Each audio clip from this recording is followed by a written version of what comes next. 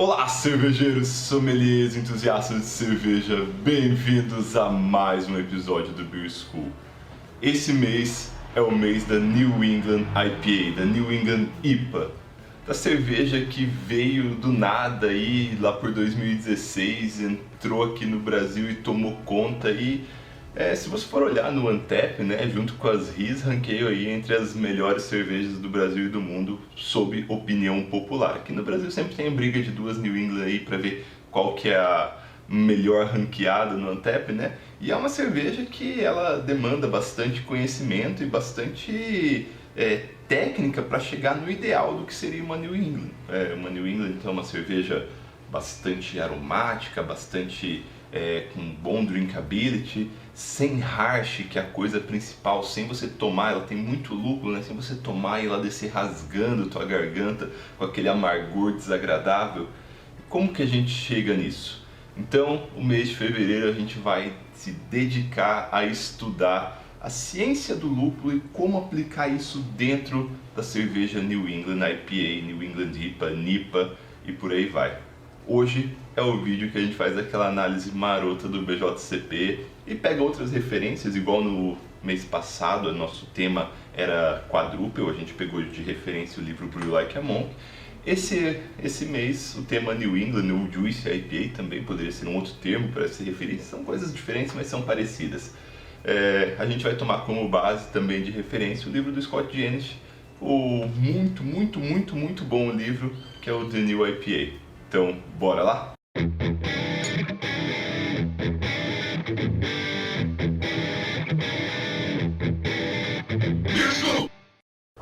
Então, pessoal, olha que camisa maneira que eu estou utilizando aqui. Boné maneiro, olha que lindão esse boné aqui, ó, cheio de lúpulozinhos dentro. Isso vem de um novo parceiro do Beer School, que é a Texo, onde ela faz camisas, bonés, cintas, carteiras, tudo com uma qualidade enorme, com um carinho enorme, destinado ao cervejeiro caseiro. Deem uma olhada, vai estar aqui na descrição como novo parceiro do Beer School. Podem dar uma olhada que a parada é maneira. O BJCP, a versão atual dele, é a versão 2015, né? E esse estilo ele foi criado mais ou menos um pouco antes disso, ou se popularizou pelo menos lá por 2015, 2016. No Brasil se popularizou em 2016. É legal porque a gente vai vivendo a história de como as coisas foram feitas, né? Eu lembro como chegou lá no Mundial da Labière pelo Overhop, que trouxe as leveduras, foi uma parada muito legal. Eu ainda enviei levedura para todo mundo, lembra? Foi uns 200 slants, deu um puta trabalho aquilo, mas foi algo muito legal de fazer. E então não tem New England IPA no BJCP, você vai procurar lá, vai pegar o BJCP do New England IPA, você não vai achar. Mas ela está como estilo de entrada, assim como a Catarina Sour. Catarina Sour, se você pegar no BJCP lá, não tem ainda. Mas você consegue achar no site do BJCP uma prévia do que seria a descrição desse estilo. E a New England hoje é categorizada como uma série especial da IPA, que eu acho que no futuro vai ser uma coisa sozinha, porque ela se tornou um estilo à parte, né? Então, baseado nessa prévia feita pelo Gordon Strong, que a gente vai ver o que é o estilo e como que ele tá aí, como ele pode ser julgado. Então, estilo 21B, então é um subestilo dentro do 21B, na verdade, Specialist IPA New England ou Juice, né? Tem uma diferença sutil, mas que o guia ele não explora, ele trata as duas coisas como uma coisa só. Então vamos lá, sempre, né? Começa com impressão geral da cerveja, um resumo do que a gente pode esperar dessa cerveja. É uma IPA americana com sabores e aromas intensos de fruta, corpo macio, sensação na boca suave, muitas vezes opaca com turbidez substancial. Esse é o resumo total da cerveja. Você vai ter uma American IPA normal, pega lá uma referência que você tem de American IPA. Essas American IPA mais novas, sem aquela punch de caramelo que muita gente ainda gosta de fazer, mas que não é mais a tendência mundial. Então você pega uma American IPA, joga lá em cima o sabor intenso de fruta, provindo do lúpulo, faz um corpo muito mais macio. A cerveja ela é macia, ela é suave, ela é aveludada. Então, corpo macio, sensação na boca suave. E a característica mais marcante dela, que talvez foi um dos motivos para ela ter se popularizado tanto, é que ela é muito opaca e muito turva, principalmente muito turva, né? Então, continuando aqui, ela tem uma característica bem marcante que, enquanto as IPAs normais, elas são focadas, ou eram pelo menos focadas em amargor, a New England não, ela tem um amargor menos perceptível. Ela usa quantidades absurdas de lúpulo, mas essas quantidades absurdas de lúpulo são todas direcionadas ao aroma e pouquíssima coisa direcionada ao amargor. Então, para ter isso, ela tem ênfase em adição tardia de lúpulo, principalmente no dry hopping, mas não é só dry hopping não. Adições tardias ali de late hopping, adição com fogo apagado, adição de whirlpool, também faz muito parte desse estilo, e a gente vai ver nos vídeos paralelos que são a ciência por trás disso, principalmente biotransformação, que é um dos grandes temas que a gente vai tratar aqui esse mês. Algumas pessoas gostaram bastante daquela análise, né, de como que é julgado num concurso, então eu vou falar aqui num concurso BJCP, vou falar mais ou menos as notas que tem. Ele vai de 0 a 50, a nota que uma cerveja pode ter, né, e dá pra dizer assim que uma nota 30 já é uma nota boa. Se pega uma nota 30 no concurso, é uma nota que já dá pra ter um orgulho. E pegar uma cerveja classe mundial aí, ela tira uns 40 e pouco, difícil tirar 50. Então a aparência ela vale 3 pontos numa total de 50.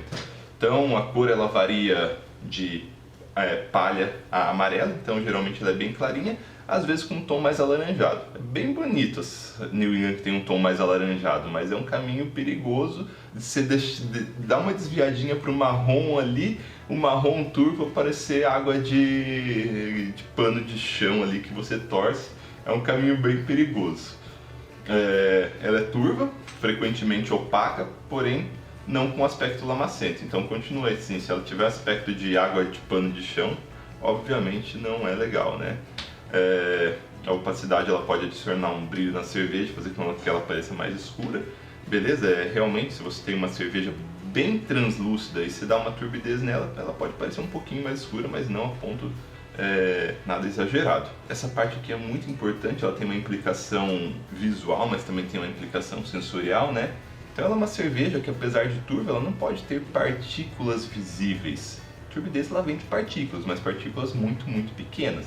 Então se ela tiver partículas visíveis, e é muito comum você achar matéria, eu vou estragar tudo aqui, né? Mas lúpulo em suspensão, porque vai muito, muito lúpulo, além de ficar uma cerveja feia, fica aquele lúpulozinho embaixo, daí você agita a cerveja, dança um pouco de lúpulo ali, é horrível isso. Partícula de lúpulo, quando encosta na língua, dá aquele amargor, cara, que você não quer. Olha, eu já tomei muita New England IPA com isso daí, não é legal. Então, faz parte da aparência, mas tem uma implicação sensorial muito, muito marcante, né? Espuma branca e retenção alta a muito alta, diferente do que algumas pessoas podem pensar, né? Que por ter aquela mania do Gringo Pour lá, que eles colocam as New Englands até a boca sem espuma, que ela não tem retenção. Na verdade, ela tem uma retenção de espuma muito boa. Acho que uma boa forma de ver a aparência é a gente ver aqui, achar alguma referência de New England, né? Então vamos pegar aqui, ó, vamos dar uma olhada nessa aqui, que provavelmente é a primeira New England feita, e é uma das melhores mesmo, é incrível essa cerveja. Então tá aqui, ó, a cara dela, que bonitinho, ó. Totalmente turva, branquinha, e a espuma branquinha, né? Bem bonitona, mas tem que lembrar que o ângulo importa muito, ó, a iluminação. Olha a mesma cerveja em outra lata, que estranho que fica, que diferente que fica, né? Olha, tudo a mesma cerveja aqui, mas ela é uma cerveja substancialmente clara. A gente vê que tem uma boa formação de espuma. Aqui tá uma espuma que não é muito bonita, né? Meio com as bolhas muito grandes, mas depende muito de como a pessoa pôs, de como estava a limpeza do copo. Aqui já é uma cerveja muito mais bonita. Então, vamos lá às partes sensoriais. O aroma, num julgamento, ele tem nota 12 de 50, então bem relevante. Então vamos lá, é óbvio, né? Aroma intenso de lúpulo, tipicamente frutado. Fruta com caroço, fruta tropical, fruta cítrica estão presentes. Então, se lembra uma manga, lembra um maracujá, lembra uma laranja, limão, lima, tá dentro. Então, isso é característica de variedades de lúpulos americanos novos, lúpulos australianos, lúpulos neozelandeses, né? Então já vai dizendo que tipo de lúpulo que a gente vai usar. Lembrando que para fazer bem uma receita você tem que conhecer ingredientes. E aí a gente se pega, né? Se a gente pegar esses lúpulos novos que todo mundo usa, Citra, Cascade, Mosaic, Amarillo, tá dentro. Mas tem coisas a mais para serem exploradas também. Importante, malte, caráter limpo. O que a gente quer que brilha? Lúpulo. A gente não quer que malte brilhe. E no caso da New England, é o lúpulo. Então não é uma cerveja sem gosto nenhum de malte, mas o malte ele é só uma base, só uma tela em branco para você pintar ela com lúpulo. Agora, o que é muito importante? O malte ele tem que ser limpo, tem que ser uma panificaçãozinha, um malte base ali. O que é um malte que tem uma panificação, uma doçura leve? Malte Pilsen, malte Pale Ale, básico. Agora, isso aqui a gente não pode ter. Não pode ter nem caramelo, nem torrado na cerveja. Caramelo e torrado são falhas, assim como a ausência de malte também é falha. Perfil de fermentação neutro afrutado, e aí sai aquela diferenciação que eu falei que tem as Juices, a New England, porque a New England, ao meu ver, é a cerveja que é fermentada com a levedura característica dela, que é a Vermont, que ela é frutada, é uma levedura meio inglesa, com um perfil mais inglês, então ela é frutada. Mas a gente tem muita Juice IPA também feita com um perfil de fermentação extremamente limpo. Então aqui a gente pode distinguir um pouco, mas agora é uma opinião minha, o guia não distingue, se é New England ou se é Juice. O aroma então ele é limpo, né? Então qualquer coisa, o aroma relacionado à fermentação ele é limpo, então qualquer coisa que atrapalhe aqui, um diacetil, um ácido, não é legal. Mas que óbvio, né? Mas tem que ressaltar. E às vezes esse estilo ele pode ter como base, né? Você pode fazer uma New England a partir de uma American IPA ou de uma Double American IPA, uma Double IPA, uma Imperial IPA, né? Uma Double IPA. E essas cervejas que têm uma quantidade de malte um pouco maior, elas podem remeter a caráter alcoólico elevado e principalmente álcool superior. Então nunca pode ter álcool superior, quer dizer, nunca pode ter, sempre vai ter. Mas eles não podem ser relevantes a ponto de dar calor alcoólico, beleza? Então, continuando, a gente vai para sabor. Sabor ele vale 20 pontos numa escala de 50, então a gente já tem 3, mais 12, 15, mais 20, 35.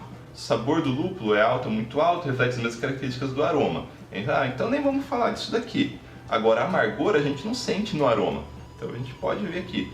E é muito importante.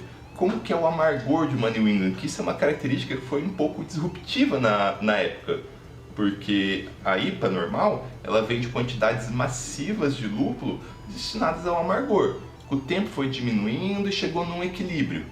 Mas quando veio as New England, eles deslocaram esse equilíbrio, esse ponto ideal de amargor lá para baixo. Então, o amargor percebido numa New England pode ser baixo a médio alto. É um range meio grande, mas geralmente elas tendem a ser mais doces e menos amargas. Então, às vezes você tem um corpo maior, você tem uma percepção menor do amargor. E tem muita coisa para estudar, assim, que talvez nem conta aqui no guia, que apesar dela não ter amargor de alfa-ácido, de iso-alfa-ácido, ela tem amargor de umulinona, que vem lá do dry hop. Então a gente vai falar um pouco disso ainda e tem vídeo aqui no canal sobre isso. O caráter de lúpulo no retrogosto não deve ser nítido, ou seja, não deve ter um retrogosto, você toma e não deve ficar permanente o gosto de amargor aqui na boca. E principalmente não ter harsh. Harsh é um termo que não tem em português para expressar direito, a tradução literal seria aspereza, mas você não pode tomar uma cerveja e ela descer doendo a garganta, arranhando a garganta. E é muito comum você pegar a New England e ela arranhar a garganta, porque tem muito lúpulo. E o lúpulo ele tem essa característica. Eu já tomei New England muito caras, assim, daquelas que você paga 40, 50 reais na lata, que eu queria jogar a lata fora. Isso é uma coisa triste. Então, esse é o ponto-chave. Como que a gente vai fazer uma New England com tanta adição de lúpulo e com pouco harsh? Então, isso aqui também vai ser um dos temas de vídeo científico desse mês. O que a gente pode fazer para evitar harsh? Então, a gente já tem dois, biotransformação e harsh. Torrado e caramelo são uma falha, e a gente vai para os maltes mais base. Então a gente vai ficar com aqueles maltes mais clarinhos, que vão lembrar no máximo uma panificação. Fermento é a mesma coisa, não muda nada, né? Neutro afrutado, mas é óbvio, né, que se ele for frutado, não vai ser um frutado belga, que lembra lá uma fruta passada, vai ser um frutado inglês, que lembra uma fruta mais fresca e, sei lá, se eu pensar bem, até uns fermentos de Kveik, que lembra laranja, entra muito, muito bem nesse tipo de cerveja. Então lembra que a gente está falando aqui do guia, né? Se a gente quiser fazer uma New England, New England, aí a gente vai no fermento de New England, que é o que eu vou usar nessa receita, o da Lallemand, que é novinha, acabou de sair no mercado, tem lá na Piquery Brew Shop se vocês quiserem comprar. Continuando, né? Então outros sabores, né? Por exemplo, excesso de amido, açucarado, cremoso, são inapropriados. Embora, né, se você usar uma levedura com éster, o éster ele pode dar a impressão de dulçor. Ele engana o nosso cérebro ali. Se você não acredita, eu não vou falar para você pegar um éster, porque baunilha não é um éster, mas pega um extrato de baunilha mesmo artificial ali, cheira, você vai achar que é mega doce, mas toma para você ver, não tem nada de doce. Mas a impressão no cérebro ela continua. E mesma coisa aqui repetindo o álcool. Então aqui a gente tirou aqui algumas coisas aqui, principalmente relacionadas à percepção de amargor do sabor. No resto é uma complementação do que foi o aroma. Agora vem sensação na boca. A sensação na boca ela sai da parte química de interação com as papilas gustativas e com os receptores retronasais e passa mais para a sensação física mesmo, não química. Então leva em conta quão encorpada ela é, quão carbonatada ela é, quão adstringente ela é. E tem uma nota que que ela vale 5 em 50. A sensação de corpo dela é de médio a alto, só que normalmente tende a médio ali. E isso já indica que rampas que a gente vai fazer. Se a gente quiser um corpo médio, a gente vai lá para os 66 graus para fazer a rampa de mosturação. Se quiser um médio alto, a gente sobe um pouquinho a temperatura, deixa mais açúcar residual. A aveia ela pode dar uma sensação maior de corpo, que é uma característica bem comum desse tipo de cerveja também. O harsh, né, ele vem do lúpulo, ele vem do excesso de amargor, mas ele também é uma sensação dependendo do tipo de harsh. Então ele é uma sensação derivada do lúpulo e a gente tem que lutar ferozmente contra o harsh. Carbonatação é uma carbonatação média por padrão, bom. Aí indica quanto de açúcar que a gente tem que colocar no priming ou quanto de pressão a gente tem que colocar na carbonatação forçada. E a gente vê até aqui que o texto ele é um pouco provisório, ele ainda não é o texto final, porque, bom, eu que traduzi isso daqui, né, é uma tradução meio literal minha. Mas existe interseção aí de sensação na boca e sabor que deveria estar mais separado. Então tá repetindo muito aqui o que é o sabor da cerveja, a sensação na boca tá com uma interseção bem grande. Mas, repetindo então o que estava no sabor, né, que é mais sensação na boca mesmo. A cerveja não deve ter uma sensação cremosa ou viscosa ou um toque ácido. Isso aqui é minha tradução ruim. Ou com textura de amido cru. Então o que a gente pega do sabor, da sensação na boca aqui? Uma cerveja macia, uma cerveja sem harsh, com carbonatação média com corpo médio. Indica muita coisa que a gente tem que fazer na cerveja. Beleza? Agora acabou a descrição da cerveja, mas ainda falta 10 pontos para chegar nos 50 pontos. Que no concurso é a impressão geral. A impressão geral, o juiz ele vai falar um pouco, vai descrever nesses últimos 10 pontos qual que é a precisão que essa cerveja está com o estilo, quais são os méritos técnicos dessa cerveja, se o que você fez foram coisas complicadas, se foram simples, e quais que foram os intangíveis dessa cerveja. É difícil explicar isso exatamente, mas quais são os toques a mais, as coisas a mais que essa cerveja tem e que, claro, estão dentro do estilo. Bom, continuando a análise da cerveja aqui, a análise do estilo de acordo com o BJCP, vamos para os comentários. Muito bom esse primeiro comentário, né? O estilo ainda está evoluindo, inclusive, provavelmente a versão final desse estilo no guia vai estar bem diferente. Mas é essencialmente uma IPA mais suave, turva e suculenta. É legal que o termo suculento aqui ele até descreve, né? Suculento é um termo meio estranho, mas vamos lá, nesse contexto, suculento se refere a uma impressão de suco. Suculento vem de suco, é uma cerveja que tem que ter impressão de suco. E ele já limita isso daí, né? É uma impressão de suco, mas exemplos mais pesados, tipo aquele suco encorpado, uma batida, uma vitamina, um coquetel, não é adequado, está fora desse intervalo. Então é uma impressão, é um suco leve alcoólico, lupulado, gostoso. Essa aqui eu não consegui traduzir de forma direita, mas estava lá que as IPAs sempre devem ser bebíveis.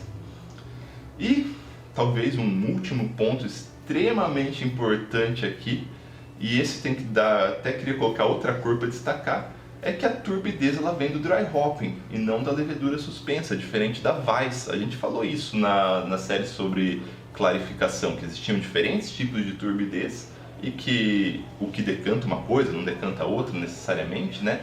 Então a turbidez e é uma turbidez mais bonita, até talvez a impressão errada minha, ela vem do excesso de lúpulo, excesso de dry hopping. Então daí que vem a turbidez. Então se tiver amido, pectina ou outra coisa de suspensão, é errado. Outra coisa que o guia traz muito interessante é a comparação entre estilos. Qual que é a diferença desse estilo com outro estilo muito próximo? Comparando com uma IPA americana, que seria o estilo mais próximo, e é muito, muito legal esse texto aqui. A New England ela tem uma sensação mais suave, mais cheia, então vem desse corpo que preenche a boca. Um destaque maior para as adições tardias de lúpulo, com pegada mais direcionada para o frutado e amargor mais restrito. Agora, olha a parte importante aqui que ele fala. Essa parte aqui é essencial. Só que muitas IPAs americanas modernas elas são frutadas e turvas. E aí, por que elas não são uma New England? Uma IPA americana normal, ela é frutada e turva. E aí ele diferencia. Se ela tiver um final seco e nítido e amargor perceptível, ela é uma IPA americana, ela não é uma New England, ela é uma American IPA, estilo 21A. Então a diferença, o que diferencia de verdade uma New England para uma American IPA, está num ponto bem sutil. A New England ela vai ser mais macia, mais suave, menos amarga. A IPA ela vai ser mais seca, final mais seco e mais amargo. Bom, se ela tem tanta característica de fruta, por que a gente não adiciona fruta? Então aqui o guia ele já é bem preciso nisso. Adições de fruta, lactose para dar maciez também, o correto é inserir em outra categoria, por exemplo, fruit beer ou alguma especialidade de beer mais adequada. Para finalizar então, o guia ele fala sobre ingredientes, isso leva a gente a conseguir projetar melhor a cerveja. Então os ingredientes, obviamente, ela é muito parecido com a da IPA, já que assim, existe um ponto-chave muito sutil ali para diferenciar uma New England para uma American IPA normal, um estilo 21A para o estilo 21B New England. Mas a diferença, os estilos são muito, muito parecidos, com uma diferença sutil de usar muita aveia e trigo e menos caramelo, malte caramelo ou maltes torrados ou qualquer malte especial em geral. Então, em vez de usar maltes especiais, você usa aveia e trigo. Aveia e trigo vão dar sensação de corpo, podem dar retenção de espuma, mas isso está um pouco, apesar de ser quase um padrão, você imaginar isso, pode não ser verdade exatamente. Ela fecha um pouco mais nos lúpulos a serem escolhidos, Os lúpulos a serem escolhidos, eles tendem a ser de variedades americanas mais novas, que tem pegada mais tropical, frutada ou cítrica. Levedura a gente já falou bastante, tem as duas, pode ser a neutra ou a esterificada. Pegando essa parada de maciez do corpo, a New England ela é um dos poucos estilos que a água é um fator fundamental mesmo. A Goose é outro estilo que a água é fundamental, que define o estilo. A água, ela tende a ter uma concentração elevadíssima de cloreto, porque o cloreto ele dá a sensação de maciez e de dulçor, e é incrível de verdade. Você pega uma cerveja normal, você pega uma cerveja de massa, joga o cloreto lá no alto, joga o salzinho depois, você já vê que dá uma sensação de maciez e de dulçor muito maior, extremamente nítida. Eu faço isso nos cursos de água normalmente. É muito dry hopping, é óbvio, mas coisas importantes, dry hopping durante a fermentação ativa. Olha que coisa interessante, que vem para um dos grandes vídeos do mês, que é o que vai desencadear a biotransformação. E a gente vai ver o que é biotransformação, o que é esse termo, por que ele é importante. Então, para finalizar, agora é um resumo meu, do estilo, o que a gente vai fazer, quais que são os pontos chaves que a gente tem que trabalhar. Primeiro, para uma New England, plante de aroma. Não tem como ter uma New England sem plante de aroma. Então a gente tem que ter plante de aroma e disso vai vir a biotransformação também. Outro ponto chave, turbidez. É bem interessante, que a gente sempre quer se livrar da turbidez, mas eu vejo muita gente querendo turbidez e não conseguindo alcançar, o que é meio bizarro, Porque quando a gente quer, a gente não tem. Quando a gente não quer, a gente tem. Outro ponto-chave é a maciez. Ela tem que ter maciez. E talvez o ponto-chave mais difícil, baixo harsh. Então, pessoal, espero que vocês tenham gostado do vídeo. Eu estou bem empolgado com essa série. É um aprendizado para mim também, e analisando ponto a ponto o estilo assim. E vamos fazer essas cervejas, vamos fazer tudo bem legal esse mês, com alguns vídeos bem científicos aí.